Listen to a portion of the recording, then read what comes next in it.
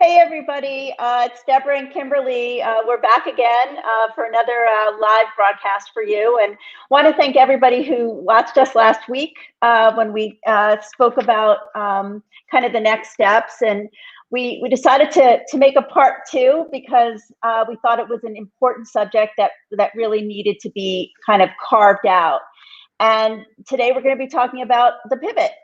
And as we get started, we're going to be talking to Kimberly because she's actually done that. But I just want to give a little context here. And there's two kinds of pivots. The one we're not going to be talking about today is what I call the sudden pivot, which is when something happens, an event, and I think COVID is a good example where you have restaurants suddenly closing and now figuring out how to do takeout or other kinds of ways to continue their business, or my yoga instructor who was teaching at a gym and, all of a sudden the gyms were closed and she had to pivot her business to be able to maintain herself via video and other, kind of interesting and innovative ways.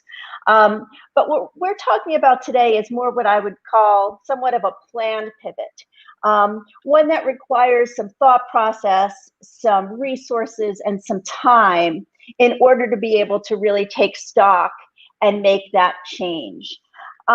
So that's why, we thought it would be great to have a conversation with Kimberly because she has done that.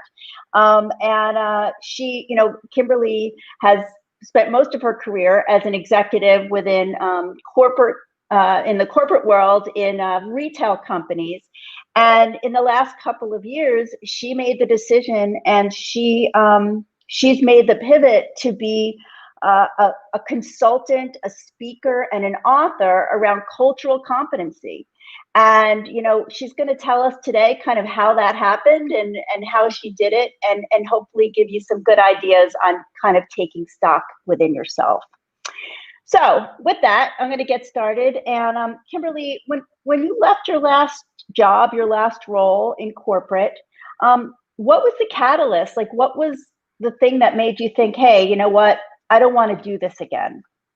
Well, after I left, before I get to that, I was listening to what you just said about the quick pivot, and it just gave me an idea that I think maybe we should find like some of those people who have made those quick pivots, we should have them on. So that's just an aside. Oh, that's a good idea. Yeah. But anyway, so after my last role, I was with L Brands, and I was interviewing, I was talking to people, and I realized, wow, different brand names, same formulas, same thing day after day. And that's what I just never really liked about business. Like, I love creating new or finding the diamonds, or, that's what I loved. And I loved the people, so I love the customer experience. I love telling stories with the product.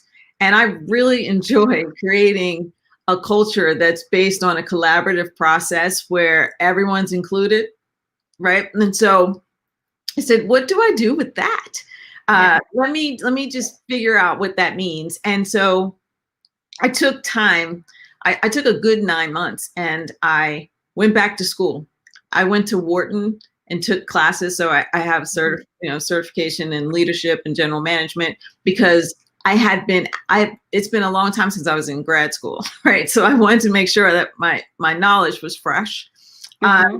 I focused on myself, right? I took branding, I wouldn't say classes, but workshops. I connected with Brandpreneur, which really helped me in refining what my personal brand was. And the thing that was even more important, and I recommend this for everyone, is I sat down and I talked. I mean, I didn't talk. I'm listening to the phone ring. I'm like, oh, I talked. So I sat down. I'm gonna get that. You're fine.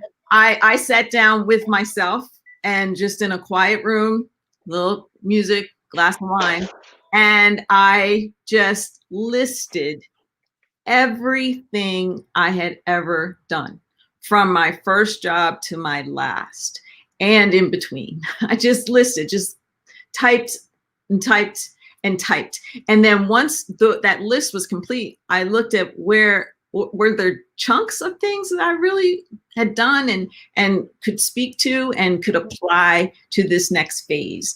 And that really made it easy to the fact that what I loved and how to reapply that, to this new time. And that's where that's how I got to cultural competency, because that's what it's about, through my speaking and consulting. I help leaders and people really transform their culture or their life so that it is, inclusive, collaborative, productive, and really help women and people of color to find their place, right? And then to accelerate, right? So really about understanding, navigating, and accelerating your career, and making sure that the culture is right for that. So you really got yourself some training, some thought process. And then when you were ready, when you kind of realized who you were and you were ready to kind of present yourself, I guess, to the world, like what were some of the specific things that you did and some of the resources that you needed in order to do it? Because, you understand now what you want to be and you want to put it out there, but it does require a little bit of time and resources, and the money doesn't come right in. So what were some of the things that you did, and then some of the resources that you needed? So let me talk about the money for a second. So you make a really good point. So the money does not come in. Just because you put up your shingle doesn't mean the money's going to come in. And the reason I created Bumbershoot as a business is because I wanted to create a legacy. It's not about Kimberly Lee Minor Consults. It's about, here's a business that is content creator. We build culture and transform culture, and we create community, right? And so how do I get from person who's looking into what is next to that? So I decided I'm going to invest in me, right? And hopefully, if you invest in yourself, you get the biggest ROI possible. It's scary because you haven't been there before, but once you do it, you have to be committed to it. So I invested in education, went to Wharton.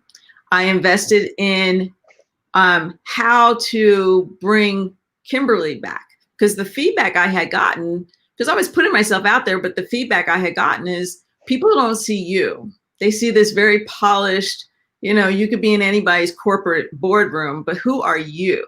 And so I spent time really, talking to a lot of people, because it's kind of hard to find who you are when you've been someone else. And that could be another show, but yes, switch to be successful, especially as women of color.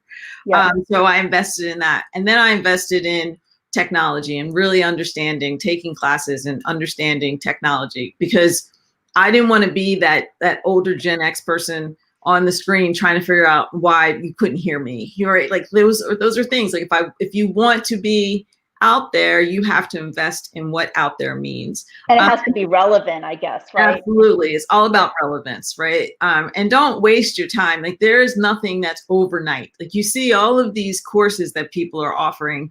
Like if you take my course, you're going to be, an Instagram star. You're going to be that doesn't really matter. Invest in you and skills that you want to take with you, and invest time in getting to know people who broaden your circle, right? Like that's the whole idea of inclusive and cultural competency that I talk about, that really helped me, and it should help you.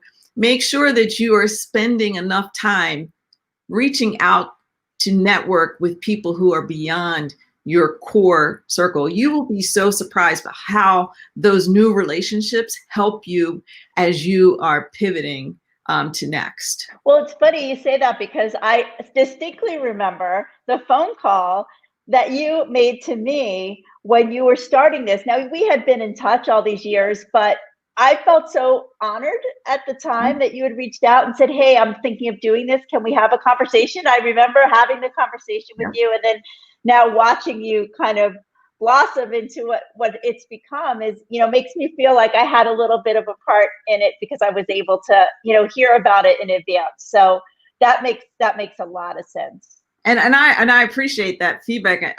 You hadn't said that before, but that's exactly the relationships those are the relationships that you want to foster, right? Yeah. And it was easy for me to call Deb because we had kept in touch over years. But if there's someone that you think would be inspirational to you or have knowledge, I mean, that's how I started down this path for my brand. Actually, I moderated a panel, and Nick was one of the panelists. And I just was watching what he was doing. I was like, what is all that? And so I just reached out to him. He didn't even know who I was, like, when I reached out to him, but I just had questions and just started asking questions. And now, like, he's in my circle. He gives me feedback all the time. That's what I mean when I say, just reach out. It's okay. Yeah. And look, if you reach out to somebody and they don't call you back, they could be busy. Don't take it personally. But just, there are other people. I think relationships are crucial. Yeah. When you want to pivot. Yeah. And we just, one last question, which I think is important. And in this question, I'm going to put COVID to the side because COVID has impacted all of us and created challenges, I think, for everybody, no matter who you are. But what challenges, or what challenge would you say really came up for you as you were going through this sort of transformation and pivot? In addition to, you did put all your ducks in a row, and you learned some new things, and you planned and things, but what were some of the unexpected challenges?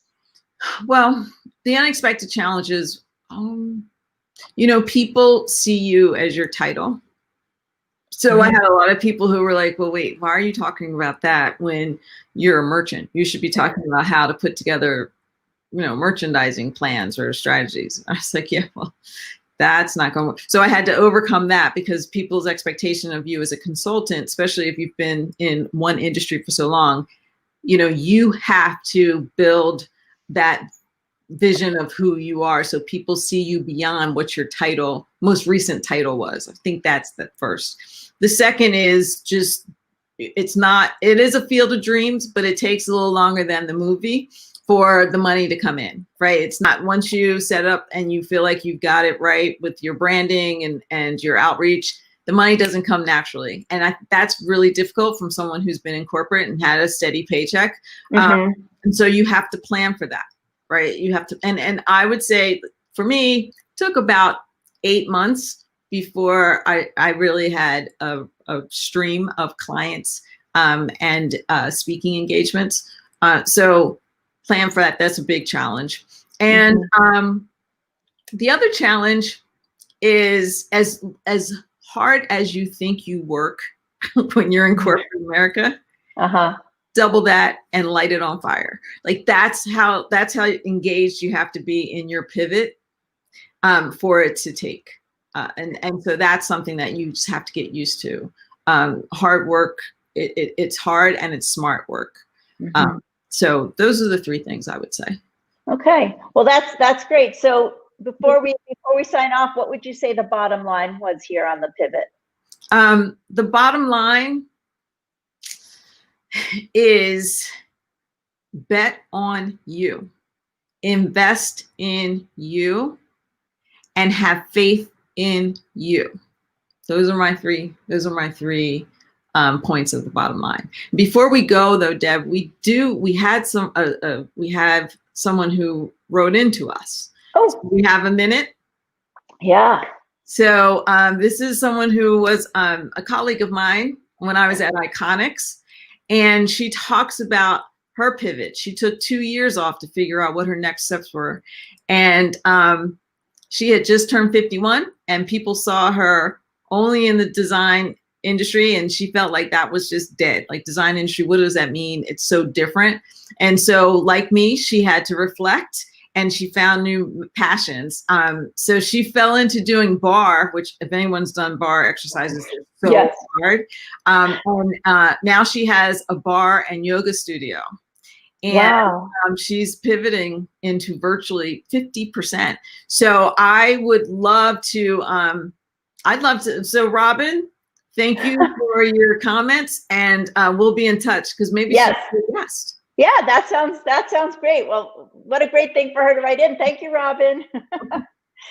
All right. So I think I think we're good. And what do you think about next week? So next week, we're going to talk about let me just put it up here so we'll have it. So next week, we are going to talk about culture checks, how to interview a prospective employer.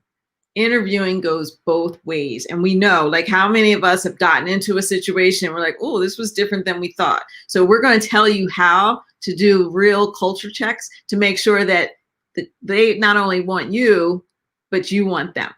Yep, exactly. Sounds great. Okay. All right. Thanks, everyone. It was good to see everyone. And if you have any questions, please feel free to email us at askgetpaid@gmail.com. Bye, guys. Bye-bye.